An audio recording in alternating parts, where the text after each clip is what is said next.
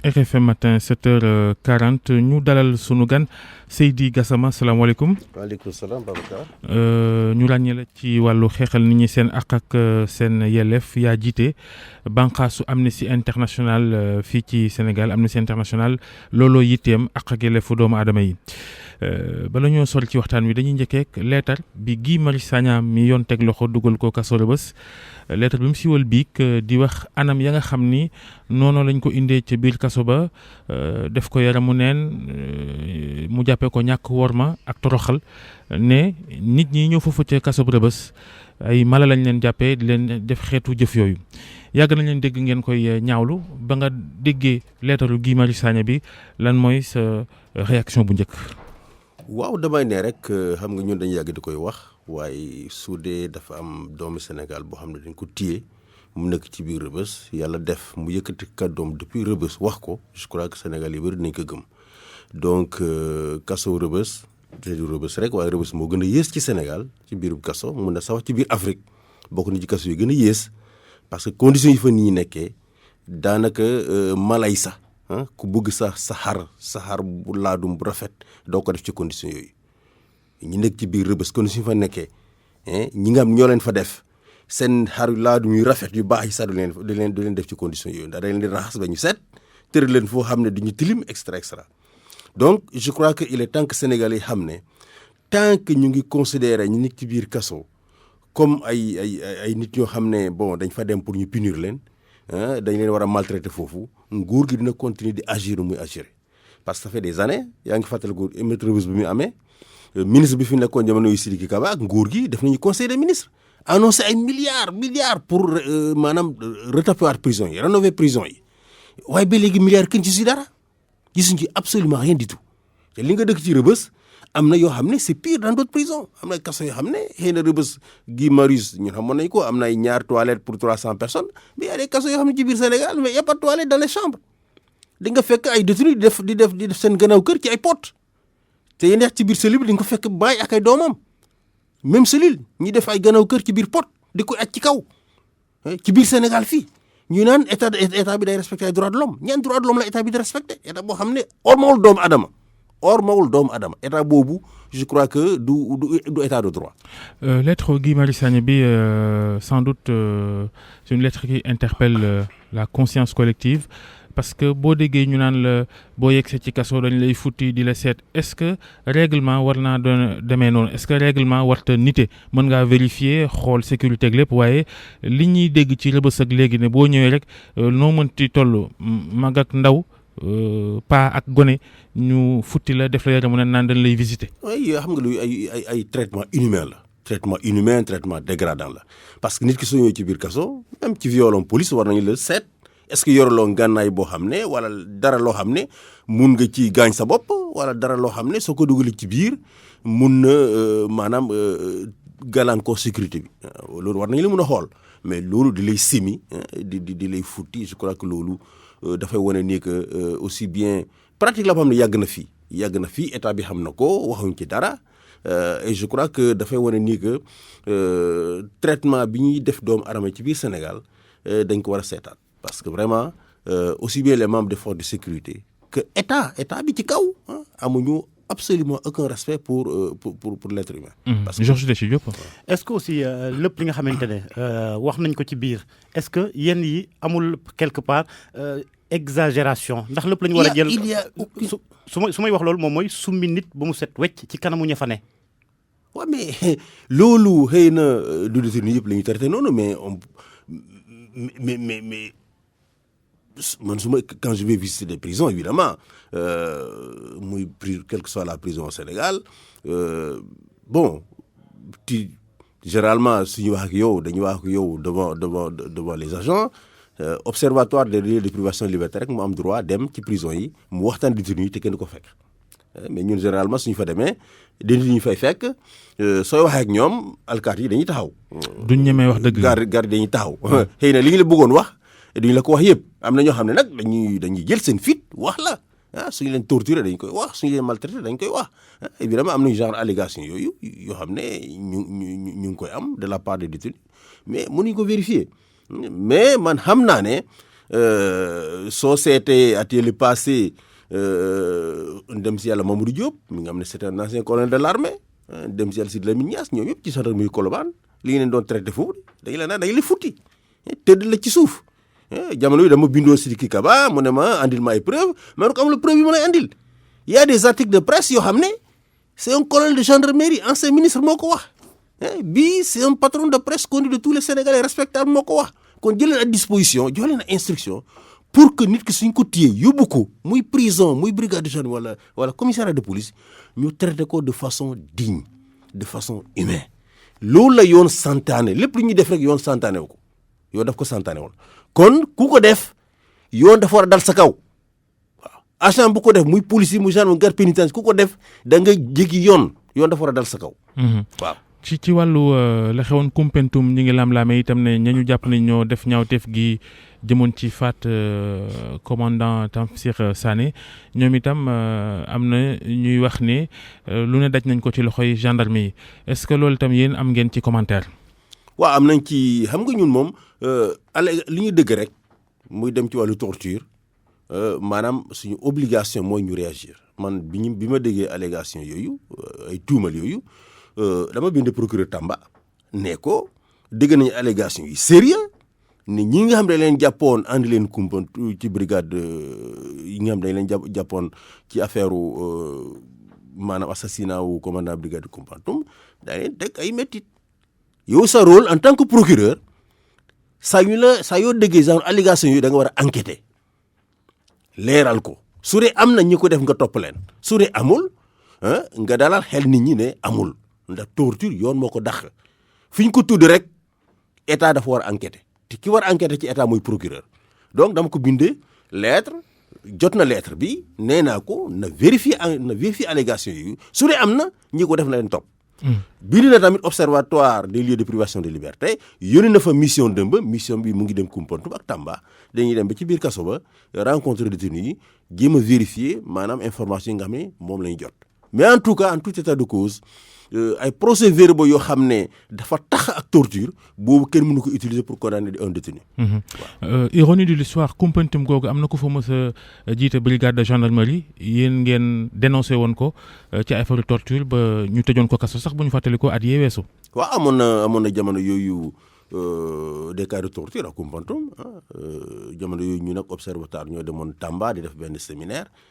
Observatoire dem prison Tamba gis fa nit koo xam ne dañ ko dóor yu métti gaañ ko waa kaso bi nee leen nii lañ ko andi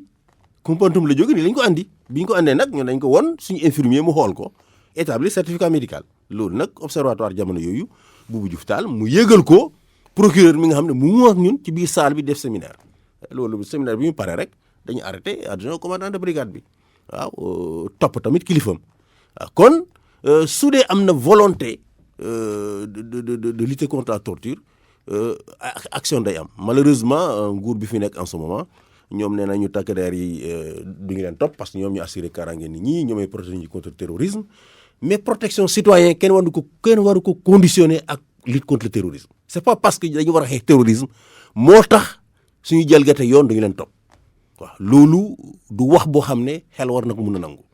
ci wàllu torture yi ba léegi yéen noo leen di def ak avocats yi ndax yenn saay ci ay allégation la ñuy yem waaye avocats yi nga xamante ne ñoom ils ont la possibilité toog ak seen i clients wax ko te ñoom yenn saay dañuy bàyyi ba à un certain moment ñu koy jéem a yëkki. non avocats yi dañ koy wax toujours avocats yi toujours ñu wax ko mais suñ ko waxee nag te ki nga xam ne moom moo war a saytu mbir mi leeral ko maanaam procureur faale wu leen mais mënuñ ci dara moo tax souvent ñoom dañ koy yëgal société civile pour ñu wax ko ci kaw ñëpp dégg ko ñu wax ko ci biir Sénégal wax ko tamit ci bitim réew parce que ñun yàlla yoon daf ñu may suñu statut daf ñu may ñu dafay rapport Nations Unies dafay rapport commission africaine des droits de l'homme et des peuples te avocats yi xëy na amuñu possibilité yooyu moo tax généralement. mais avocats yi am nañ possibilité dénoncer benn traitement inhumain bi nga dañ ko dénoncer dañ ko dénoncer mais y a aucune action généralement suñ ko dénoncer mais le procureur des naa rek amul voilà ma jël benn cas rek xale yi ñu arrêté woon Vélingara ak xale yi ñu arrêté woon Kédougou après les émeutes de Kédougou mais xale yi seen avocat dañ leen laaj pour ñu simeeku ci biir kaso bi y avait des traces de torture sur leur corps procureur na moom faalewul loolu dafa leen di atte mu atte leen noonu condamné leen nee naa suñu bëgg après ñu leen porter plainte. xale yi Colobane itam ci mbiru policier bi ñu faatoon ci waaw exactement la même 2012, chose xale yi ñun bi ñu demee gis leen ci biir kaso dañuy dellu ci Cheikh Tidiane Sy ministre de la justice ne ko nañ leen yóbbu hôpital ñu dem seeti leen boobu la autorisé pour ñu yóbbu xale yi Fann je crois que docteur Mendy mi nekk Fann moo leen seetoon établir benn rapport boo xam ne day wane ni que xale yi dañ leen dooroon dañ leen torturé loolu moo tax sax après xale yi ñu mujj leen bàyyi kon loolu dafa war a nekk leçon pour le cas du commandant Tamsir Sané waaw ñi nga xam ne ñoom ñoo ko rey yoon daf leen war a jàpp jox leen justice ñu jugé leen waar kenn war leen torturé da torture moom yoon moo ko dàq état amul benn cause boo xam ne mun na ko invoquer pour maanaam torturer leen parce que suñu la torturer li nga def di nga ko wax li nga deful di nga ko wax tamit di nga tuumal koo xam ne deful dara waaw.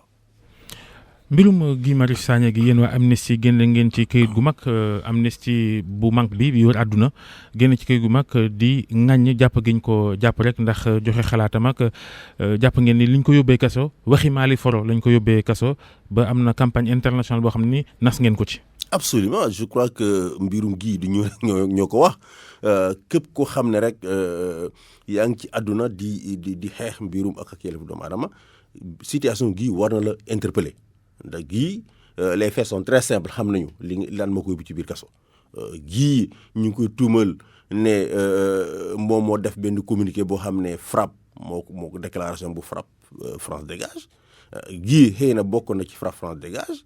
mais communiqué boobu publié ko ci page Facebook am moom Guy Marius Sagna te Guy Marius Sagna du moom mooy coordonnateur FRAPP France dégage xëy na mu ngoon ci biir salle bi waaye nekk ci présidium bi liiru ko n'est-ce pas coordonné wul mouvement bi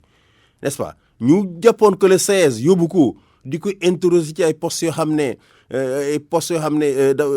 mu ngi doon wax ci mbirum système de santé bu Sénégal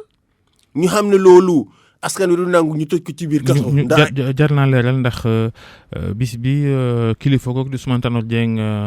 génne àdduna ca France ci la profité wax ci Facebook ne li mandargale na ci ne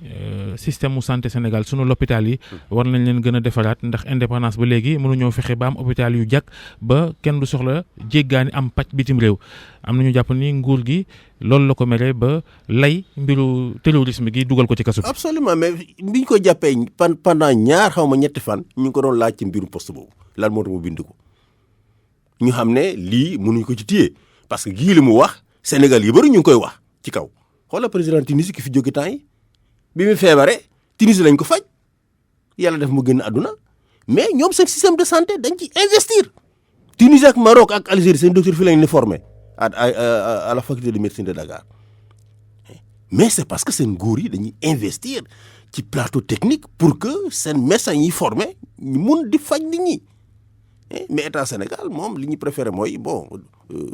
ñoom ñu nekk ci biir nguur gi borom daraja yi ku feebar ñu jox la nga dem faju ci bitim réew même su dee da nga am cëkk boo war a def sax ay contrôle médical nga dem defi ko France alors que mun nga ko def fi ci kaw xaalisu askan wi li ñu waroon dugal pour def plateau technique moom lañ jël di ko defee noonu loolu gii def ko wax mais Sénégal yi bari ñu koy wax docteur yi sax ñu koy wax depuis des années ñu xam ne mënuñu ko téye ci loolu ñu convoqué fausse alerte au terrorisme fausse alerte au terrorisme mi gii waxul ne bombe mu ngi ci biiru telle place à Dakar dafa war a éclater etc lu mu wax ministre français bi mu fi ñëwee lu mu wax mu gën a graaw Christophe Castaner bi mu fi ñëwee nee na dafa am ay cellules terroristes fii ci biir Sénégal wax na ko fii beneen kilifa bi nekkoon ministre fii ci biir Sénégal nee na am na fi ay cellules dormantes de terroristes fii ci biir Sénégal procureur dëgg na loolu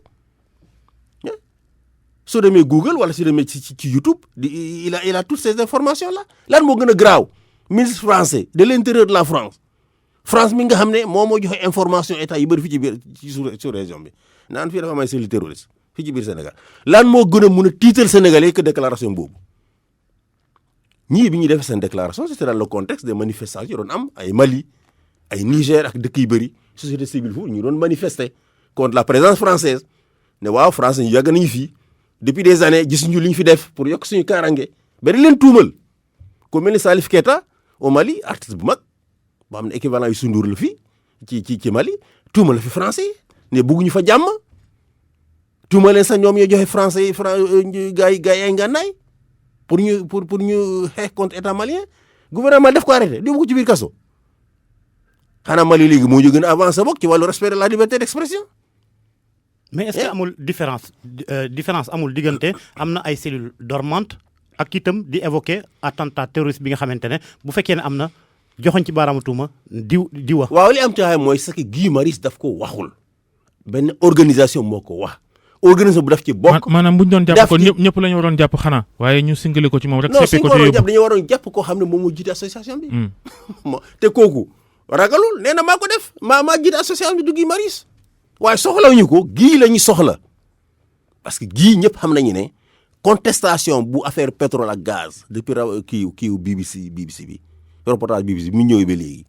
Guy bokk na ci ñi nga xam ne ñoom ñoo doon diriger contestation bi te dañu bëggoon contestation boobu pour mu jeex kon dañ ko jàpp dugal ko ci biir kaso c'est tout loolu la ñu doon wut ñu teg ko loo xam ne sur le plan pénal mënoo teg nit ñi ay faits yoo xam ne moom defu ko il n'est pas responsable moral de l'association il n'a pas fait le post n'a pas été fait dans sa page Facebook ñu ko téye pour lan forfaiture la chaque jour que Guy fait en prison c'est une forfaiture te ñun xam nañu nguur Sénégal ñoom ñoo sant procureur na ko dugal ci biir kaso c'est ce gouvernement là ñoom ñoo ko sant mu dugal ci biir kaso c'est pas l'initiative du procureur c'est eux c'est les gens du gouvernement parce que ñu bëgg Guy Marius tëdd ci biir kaso pour tuer la contestation sur le pétrole et le gaz loolu lañ ci jublu waaw il faut que les Sénégalais le sachent de façon très claire. jërëjëf Seydi Gassama waxtu wi dab nañu ñu lay gërëm ci teewaay bi yaay jiite Amnesty International Sénégal jaajëf Georges Déthié Diop jaa ngeen jëf itam yéen mbokk yi ñu ànd ak ñun ci subaak léegi ci RFM ak TFM ci RFM Matin.